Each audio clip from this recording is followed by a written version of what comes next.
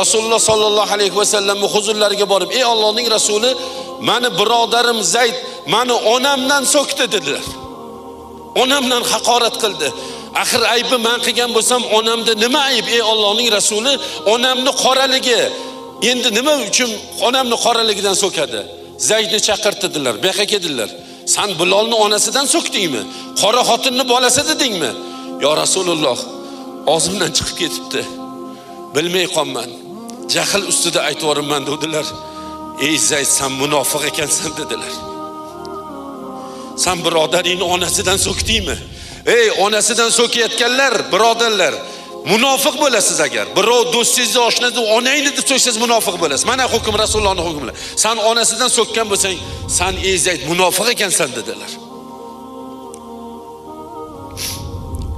Bu gap Zayd ibn Horisaga o'limdan battar edi. Ayniqsa Rasululloh tomonlaridan sen munofiqsan degandan ko'ra o'lib ketgani yaxshi edi.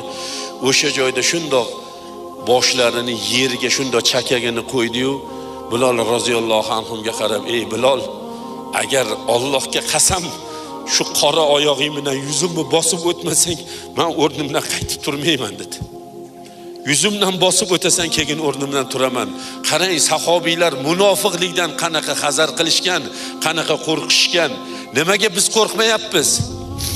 Nimaga biz bundan qochmayapmiz, birodarlar? Alloh taborak va taolo munofiq erkaklar va munofiqa ayollar bular bir-birlaridandir deyapti. Shayx Hazratlar ustozimiz Alloh rahmat qilsin, Xudoyo qabrlari nurga to'lsin.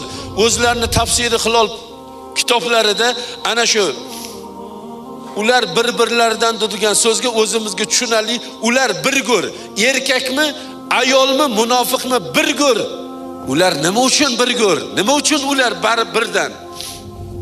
Ya'muruna bil munkar. Ular gunohga chaqiradi, gunohga buyuradi, harom ishga buyuradi. Necha yosh bo'lishingizdan qat'iy nazar ulfatingiz bordir. Birga o'tirgan, birga o'qigan, birga ishlagan, gap yeysizlar, ehson bolasizlar, birga o'tirasizlar davralarda.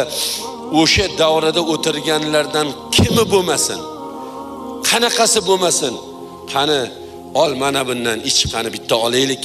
Jamulla bo'lib qolmagandirsan deb sizga aroq qo'yib, Xudo harom qilgan narsani uzatyaptimi? U munofiq. Chek mana undan, mana zo'r ekan, nosvoyi zo'rini olib keldi. Men undan bitta chekib ko'rdim, nosvoy beryaptimi? Mana shu ham sigaretmi? Mana sigaretni zo'r deb sizga sigaret beryaptimi?